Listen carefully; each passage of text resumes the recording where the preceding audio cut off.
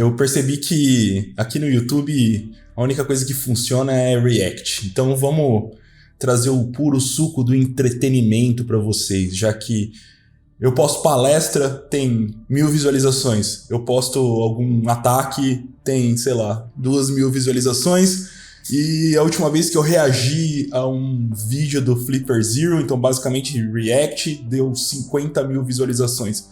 Então vamos lá, né? Fazer o quê? Vamos pro React. É um conteúdo mais tranquilo para se fazer, né? É bem mais fácil e gera mais visualização. Então se você quer algum conteúdo mais técnico, se você quer alguma coisa relacionada a hacking e não só entretenimento, aqui a gente vai fazer um entretenimento relacionado a hacking, claro. Mas se você quer, de fato, conteúdo para estudar, tem um link aí na descrição do vídeo.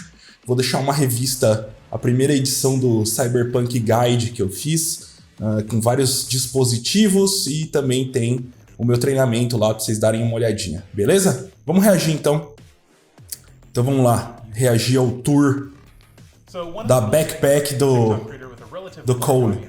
Often you guys will reach out to me through Instagram, Twitter, and TikTok in order to ask me questions. And the question that I get most often of all is, as a cybersecurity professional, what sort of gear do I carry with me on a daily basis? So let's take a look at my EDC, starting with the things in my pockets. Now the first thing that we have is going to be a knife. I will often rotate between this Tiger Chinese switchblade and this Spyderco knife. To be honest...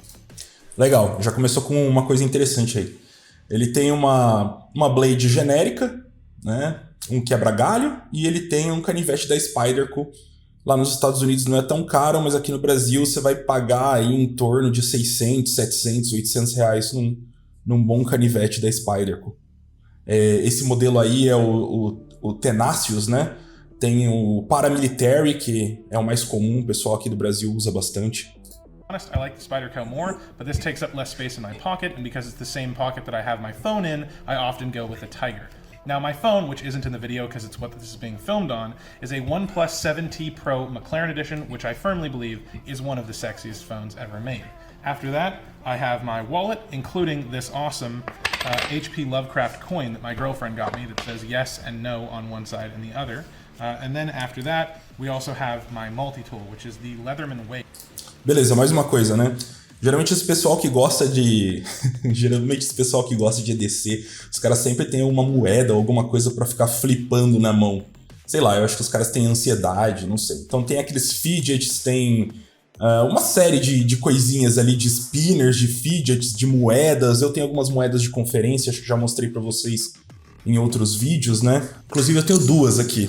Eu tenho a da H2HC, né, que é uma moeda pro pessoal que já participou ou já palestrou. E eu tenho essa da Yusha the Sheriff, que é uma moeda para quem já palestrou na Yusha the Sheriff. Então essa moeda aqui, eu posso entrar de graça no evento para sempre, né? Na verdade, você não entra no evento mesmo que você pague. Claro, tem uma quantia lá para pagar, mas é bem proibitiva. Eles fazem isso justamente para você não entrar. Então, você só vai entrar se você ou for palestrante ou for da empresa, né? Ou você é o palestrante, ou você já palestrou, ou você é de uma empresa que está patrocinando o evento, né? Já na H2HC, lógico, é liberado. Você pode comprar o convite e entrar. Isso aqui é uma moeda para quem já palestrou, quem já frequentou a H2HC. Vamos continuar. Beleza, o Letterman. Puta, não sei qual Letterman é esse, mas legal pra caramba. Will fit literally any screw. I think it's because it's actually kind of rectangular shaped and it's not as wide as it is tall, but it fits every screw. I love it and I use it on a daily basis all the time in the data center. Now, moving forward from that, we have my pair of Bluetooth headphones. I used to carry AirPods, so this is the case from the Gen 2. Tá, beleza, deu pra ver ali, é o Wave, né? Letterman Wave. Tem vários modelos. Esse é um Wave Black, né? Modelo é o Wave Black, né? Que pintado de preto, obviamente, né? AirPods, then I had the AirPods Pro. I didn't like those as much, so I switched back to these, and now I lost these. So unfortunately, I'm not carrying that anymore, but I have recently bought the OnePlus Buds, as they are cheaper and seem to be around the same quality. So moving forward, I'll be carrying those. Now, onto the watch that I have. I have a pretty large collection of watches that I rotate between, but currently I have been switching back and forth between the Invicta Speedway chronograph, which is an homage to the Rolex Daytona, and this smartwatch, which is, I believe, the Moto 360. Legal, então eu até percebi que realmente é parecido, né? Esse Invicta aí parece muito com um Rolex, né? Muito parecido com os Rolex. Claro que o cara não vai pagar o absurdo que custa um Rolex. Lá nos Estados Unidos já é caro, aqui no Brasil dá pra você comprar um carro com o preço de um Rolex. Mas o cara tem um smartwatch também, né? 60, I think. I actually don't... Eu prefiro algo... Quando não for um smartwatch, eu prefiro alguma coisa mais tática, tipo... Sei lá, pode ser um Casio, pode ser um G-Shock ou alguma coisa do tipo. Remember, it is running a custom Linux image though, which I like the memory of having Linux run on my watch, but it's a very good smartwatch and I put this leather band in it. Tá, beleza, um smartwatch rodando Linux. Cara, ele não vai usar pra nada, é só pra fazer graça, eu tenho certeza disso. Normally it comes with the metal exit. First of all, the backpack is made by a company called Ogio. I don't have the specific model, but there will be a link to it on Amazon in the comments down below, or in the description of the video rather. Now, in this first pocket, I have a couple of basic things, the first of which is what I call the Doomsday Database. This is actually a 4 terabyte solid state drive in a little enclosure that is basically a backup of all of my favorite music, movies, and TV shows, as well as common resources that I use, like various tools that I can get to without having to have internet, as well as a bunch of different ISO images. Legal, seria legal se fosse um pendrive, de preferência com entrada USB tipo C para você colocar no seu smartphone, caso você não tenha conexão com a internet, mas tá valendo também. For different OSs. Now, moving on, we also have my old OnePlus phone. This is a rooted OnePlus 6T that is actually not broken. I thought this one was broken, with the original carbon case on it. I keep this as kind of like a pocket server because it has a self-contained battery, it does mobile hotspotting, and because it's rooted, I can run pretty much any Linux tools that I need to run on here, and it's basically a pocket server. Moving on from there... Tá, isso é legal também. Então pensa só, cara, você tem no seu bolso hoje, literalmente um computador. Tipo, o seu celular, claro, mas... Você não vai instalar qualquer porcaria no seu celular de uso diário, mas com esse dispositivo, com um celular antigo, você consegue literalmente transformar ele num servidor para vários tipos de aplicação, sejam elas para sobrevivência ou mesmo para hacking. Então você consegue de fato daí instalar um Linux, pode ser um Kali Linux ou qualquer outra coisa. Você consegue transformar ele, enfim, em um celular para... um burner, né? Um burn phone, um celular onde você vai usar uma vez só, você vai levar para algum lugar que você não gostaria de usar o seu celular, e inúmeras outras aplicações que dá para fazer também. This awesome little, I believe it is called the TS100 soldering iron. Now this thing is dope. It's a very compact soldering iron that is either run off of a wall plug like this, or there's another adapter that you can get where you can actually run this off. A bolsa do cara é tipo, literalmente até agora é 90% parecida com a minha. Vamos lá. A common drone battery. Unfortunately, I don't have one of those with me, but in a pinch, it's very easy for soldering, for different hardware hacking or building purposes, as well as normally I have some tinned solder in my pack. However, I don't have that with me at the moment because I've recently run out. And I think that's all for this pack. Yep.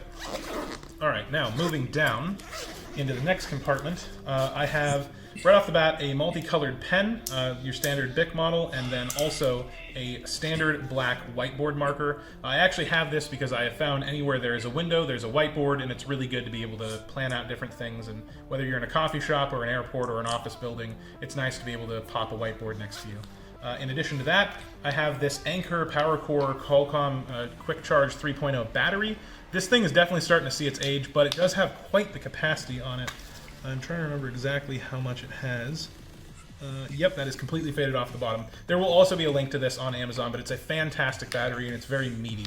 And then below that, I have my pocket journal, including this awesome bullet pen that my girlfriend got me for my 22nd birthday. I absolutely love the way that it looks, and it has a quick release there, a little rifle on it to match the bag. This is just something where I can, plug. Aí vai depender, né? O pessoal que gosta de sobrevivência geralmente de sobrevivencialismo, né? Geralmente fala, ó, sempre leva um caderninho para você anotar, um caderno e uma caneta, é algo que nunca vai falhar, então acho que, bom, dá para usar, sei lá, alguma coisa bem menor do que ele está usando aí, só para você ter, de fato, para uma emergência, né? Então é válido deixar na mochila.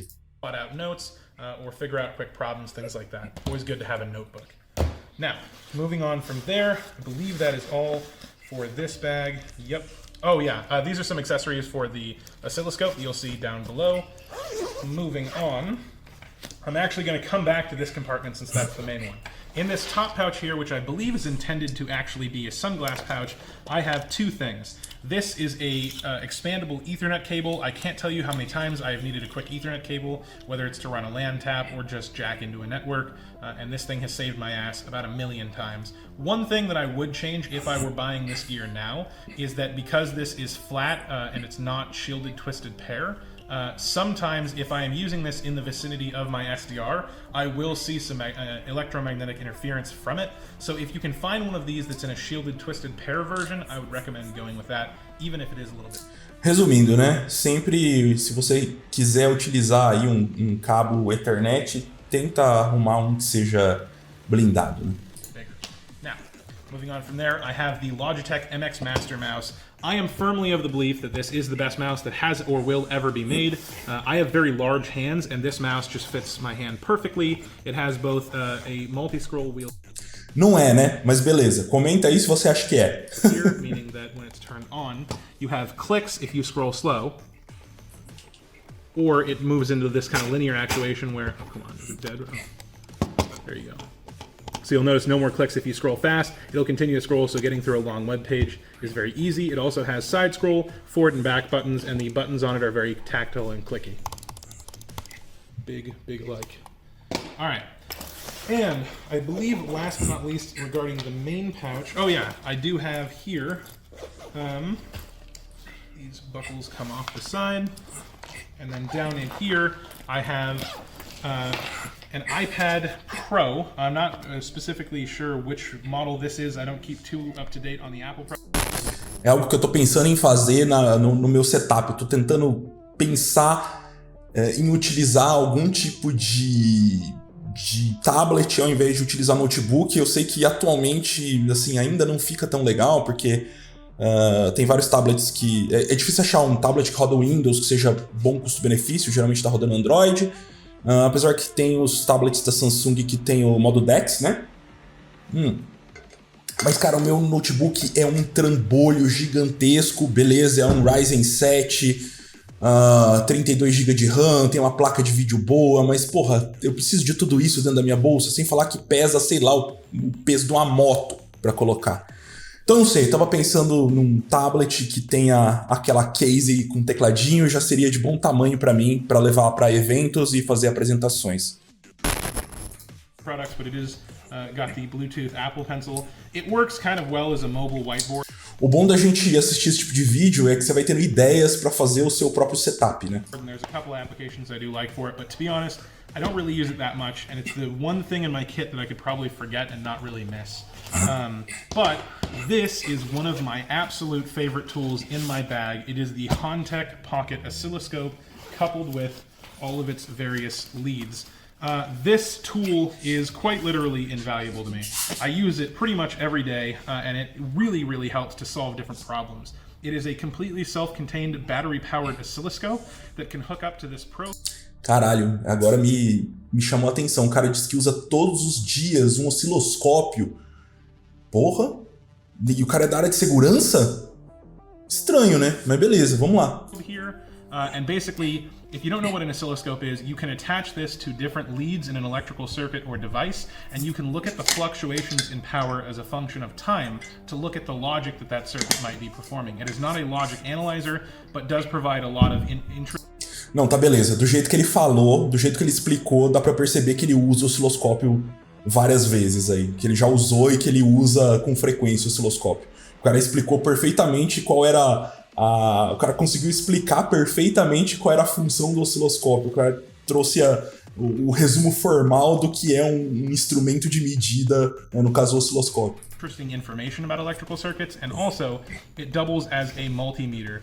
So I can put it into this mode, attach the black and red leads here into one of these different ports, and then I can measure different voltages, currents, resistance, things like that. Isso é legal demais, né? Esses osciloscópios da Hantek, eles estão ficando cada vez mais comuns, eles não são tão caros.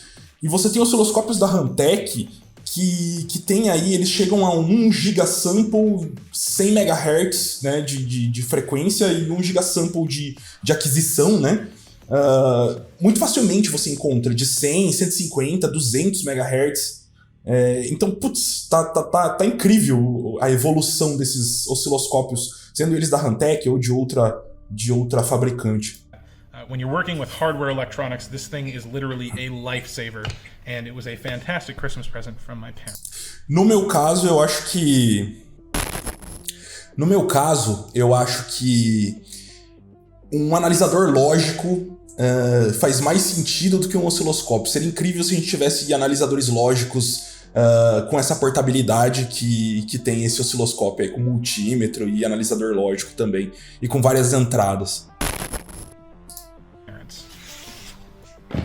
Moving on, last but not least, except for the main pouch, is my laptop.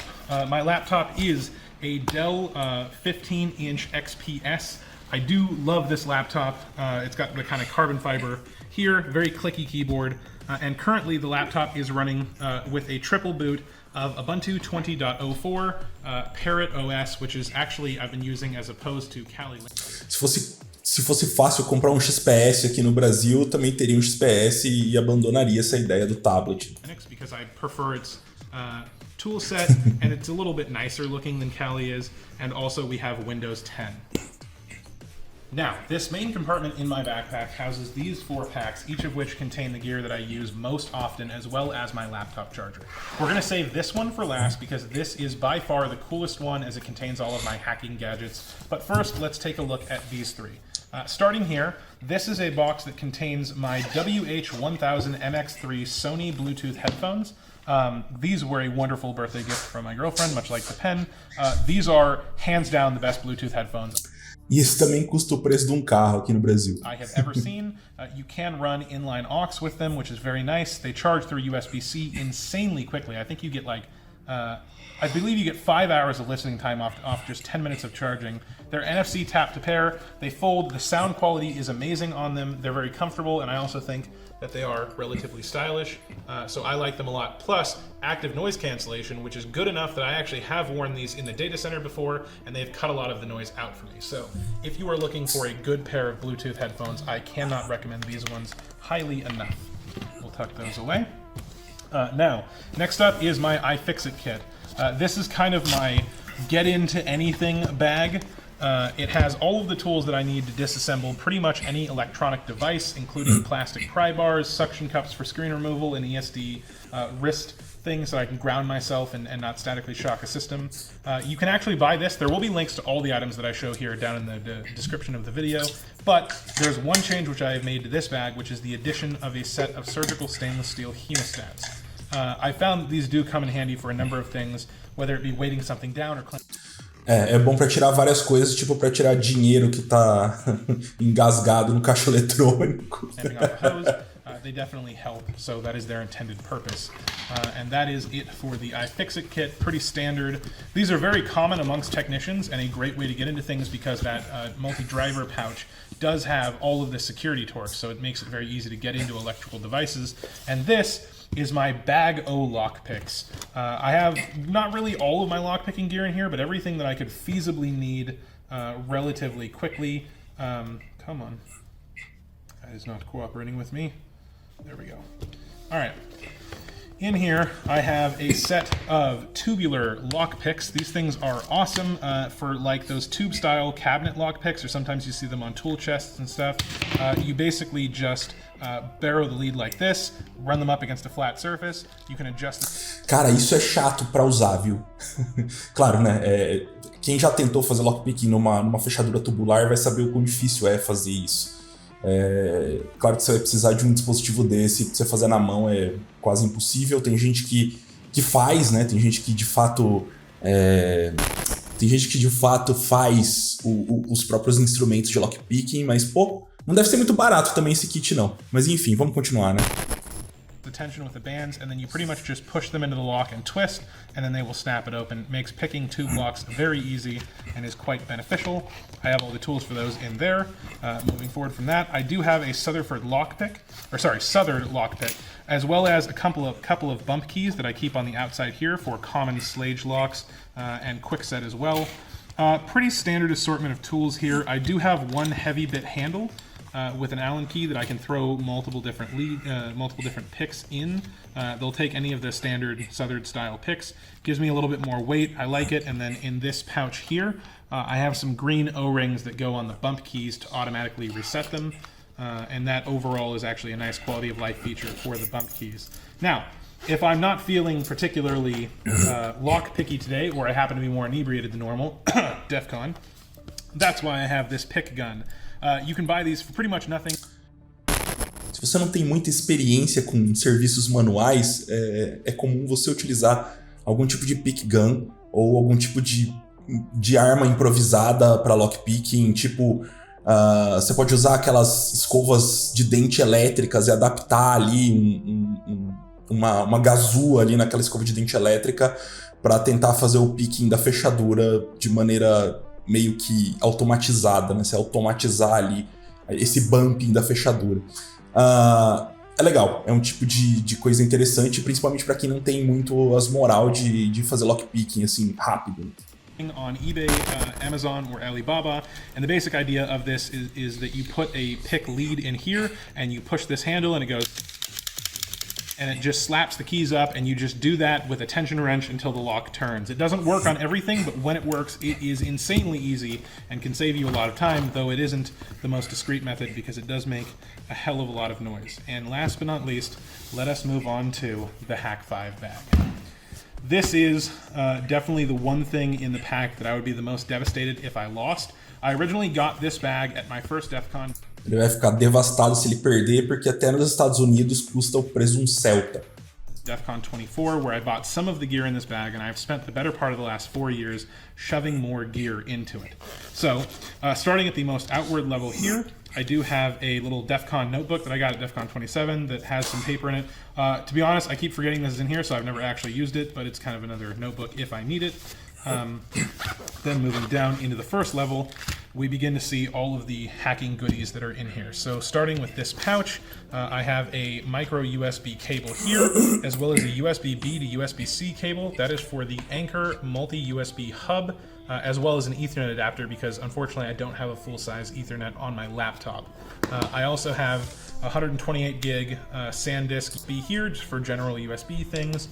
This Hot Wheels car, which is actually my good luck charm, a gift from my parents. There's a whole story with that, but we won't bore you with it. This is an Anchor USB-C to USB-A adapter.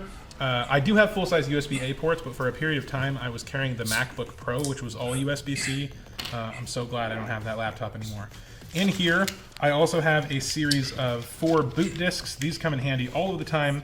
The P is for Parrot OS. The W is for He Who Shall Not Be Named Windows. Then I also have Kali OS there. And last but not least, Ubuntu 20.04. I make sure to update all of these images as frequently as possible, so they are always up to date and with the latest security.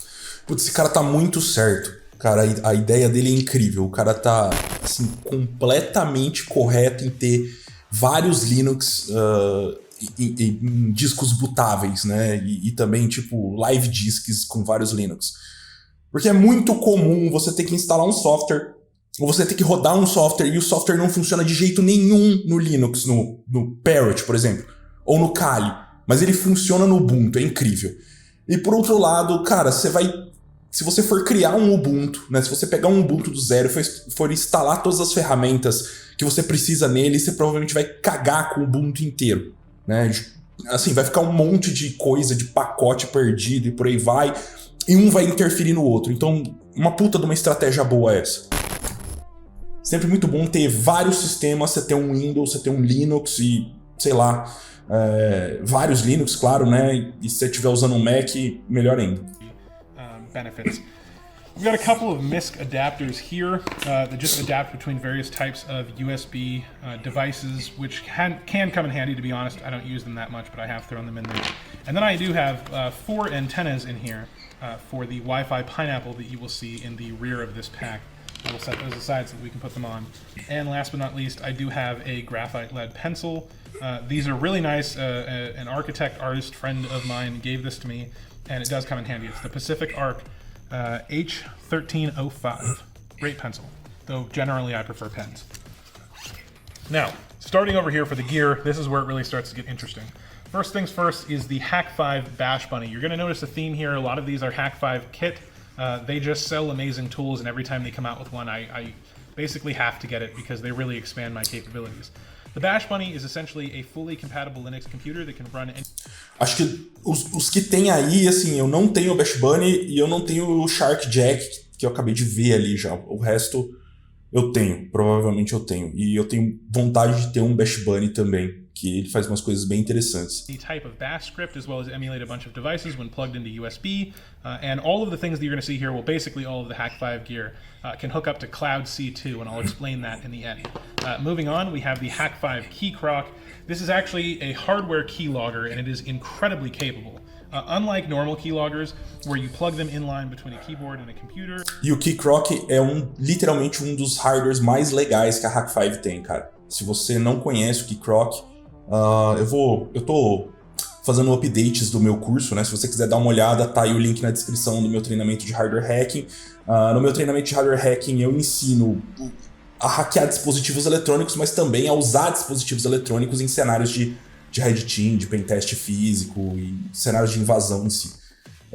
E o Key Crock, pô, é incrível, dá pra fazer muita coisa com ele. And then they just write one massive file to an SD card that you have to come back and manually get. This can do a ton of smart recording as well as impersonating an HID, which is a human interface device, in order to inject keystrokes and things like that. So basically when I... Uma coisa legal que os keyloggers, o Key Crock é um keylogger de hardware e você coloca ele na USB do computador. Você coloca o teclado de um lado e o Key Crock ligado na USB, né? Só que uma coisa legal do Key Crock é que além dele fazer esse tipo de...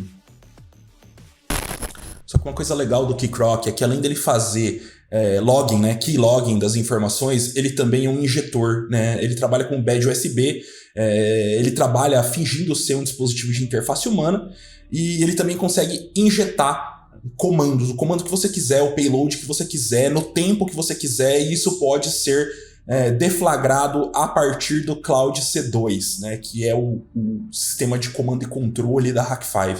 Mas vamos continuar o vídeo. Plug this into a computer with a keyboard on the other end. It will pretend to be the keyboard. It will record all keystrokes from that keyboard, log specific ones that match regex patterns, do a ton of smart stuff, and using Cloud C2, I can even inject keystrokes wirelessly through here, so long as it is connected to the internet. Next up, we have the Proxmark V3 Easy, as well as a couple of RFID enabled cards here. This is really, really useful for taking RFID... mais conhecido como Proxmark, access cards like you see in que é o Proxmark chinesinho. A lot of tech businesses, cloning them onto different cards like this, and it allows me to get through different bypass restriction systems or access controlled systems. So that's very useful, though unfortunately it doesn't see too much use. Here we have two of what I will argue are probably the most famous of the Hack5 gadgets. These are the infamous USB rubber duckies. They look like a generic USB that you could get from pretty much anywhere. For example, it is very common, sorry Newt, for companies to give out, like for example, Staples EasyTech uses little USBs like this, but the USB rubber ducky is indeed more than it appears to be, because if we take a look under the hood here, and I did make a video on this on my TikTok channel, but if we pry the casing open, you can see that 'tis not a USB, 'tis actually a micro SD card enabled human interface device controller, which means that you can write scripts on here in a language called Ducky script, drop a bunch of these into a parking lot like Mr. Robot, and then somebody will come by, be fatally curious, plug this into their workstation, and it'll run whatever exploit you have currently on it by basically being able to do anything that you could do were you sitting in front of the keyboard.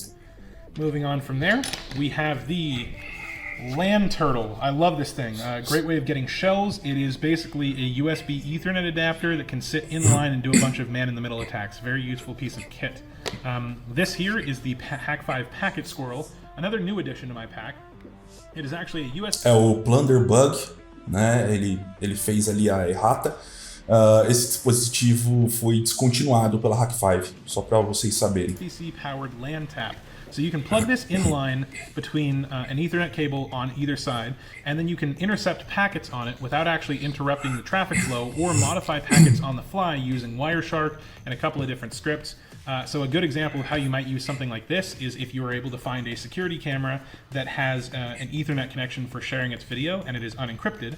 I can put this in the middle of that Ethernet line and grab whatever video or pictures it is sharing over the network directly from here, save them to a device, and then just bail out when it's done. This is the Hack5 Shark Jack. It is an awesome little piece of kit. It essentially runs a series of automated Nmap payloads whenever it's plugged into an RJ45 jack. And it is battery powered, so it doesn't need PoE. You can select between its different modes here, and it is of course powered by USB-C because Hack5 understands that USB-C is the future. I've got a couple of other MISC things in here, different adapters, another RFID token.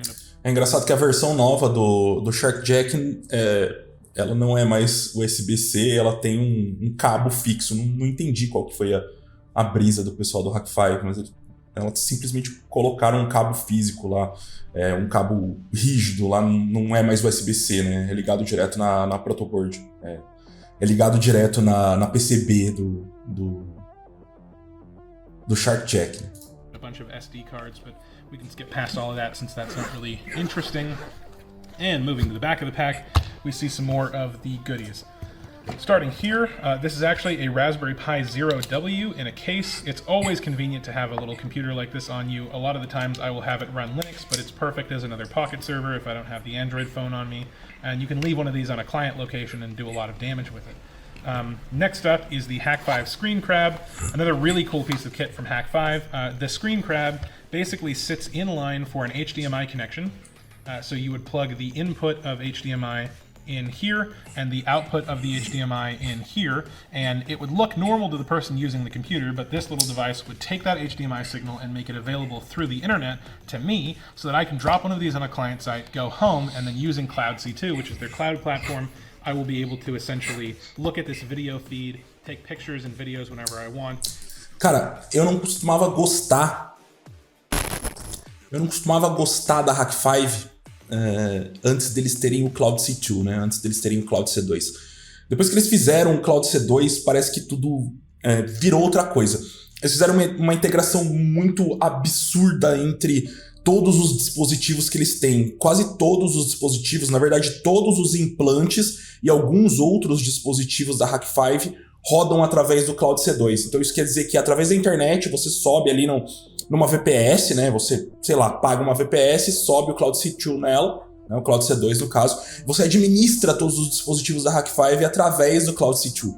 Então fica muito sólido, fica muito potente para quem é um operador de Red Team ou para quem está fazendo um pentest físico numa organização para ganhar uma shell ou fazer um sniffing numa rede ou comprometer um computador, jogar um keylogger no computador ou colocar qualquer outro implante, e a maioria dos implantes, 100% dos implantes tem disponível ali a incursão dentro do Cloud C2, né?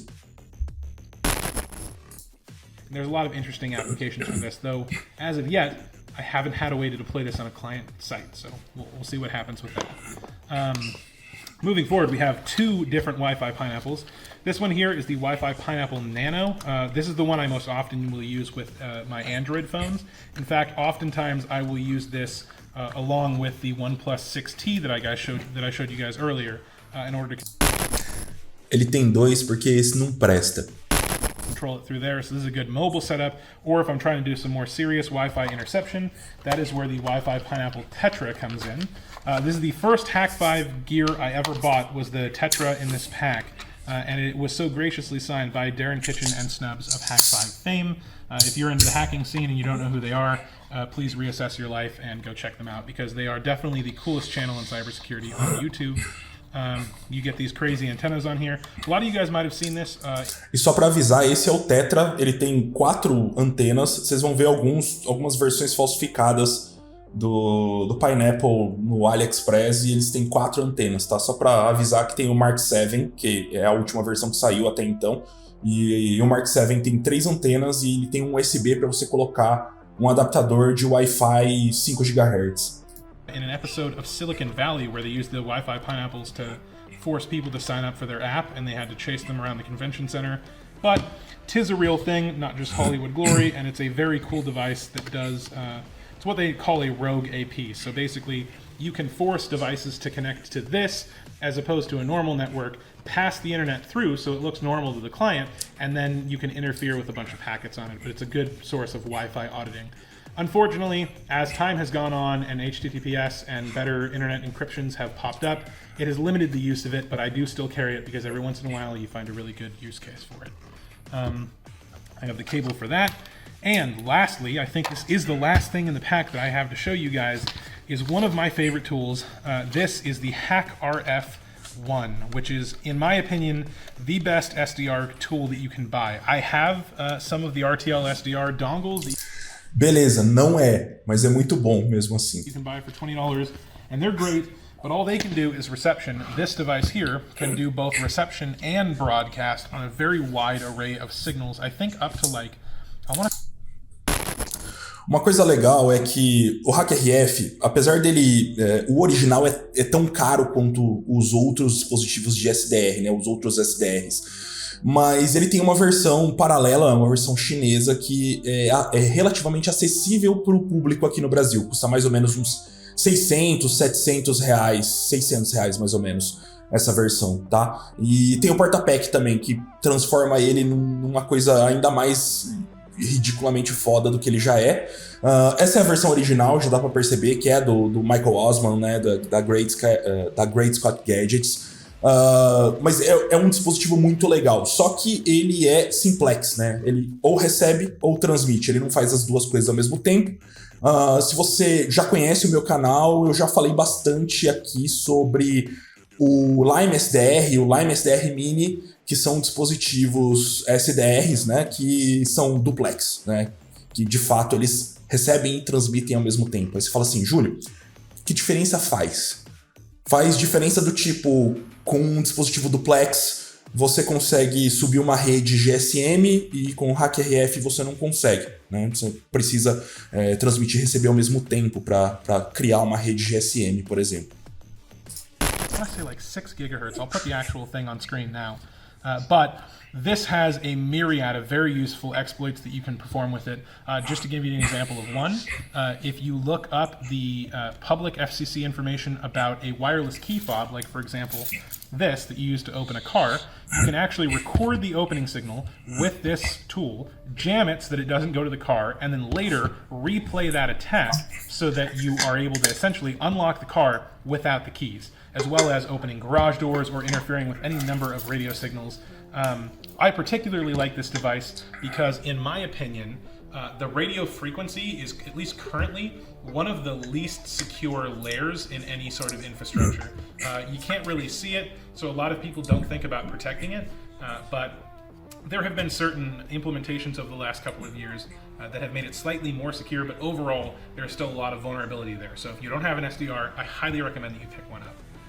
Well, that is pretty much everything in my pack. As you can see, it is almost an entire counter's worth, cat notwithstanding. But that is the gear that I carry with me every day. Is it overkill? Yeah, it's overkill. And do I use all of it every day? No, I don't. But I like carrying it with me because you never know when you're going to need it. And whether I bring it with me to a client gig or just in daily use, I often find uses for these tools that they were never designed for that I just find genuinely useful. For example, if you combine the key croc with the screen crab, what you basically have is a hardware equivalent to TeamViewer that's a lot more secure. So overall, I like carrying this stuff. Last thing that I didn't explain, however, is the Hack5 Cloud C2. The C2 stands for Command and Conquer. It is Hack5's solution. Essentially... Tá, não é Command and Conquer. Command and Conquer é o nome do jogo. Eu acho que ele quis dizer Command and Control, né? Um C2, né?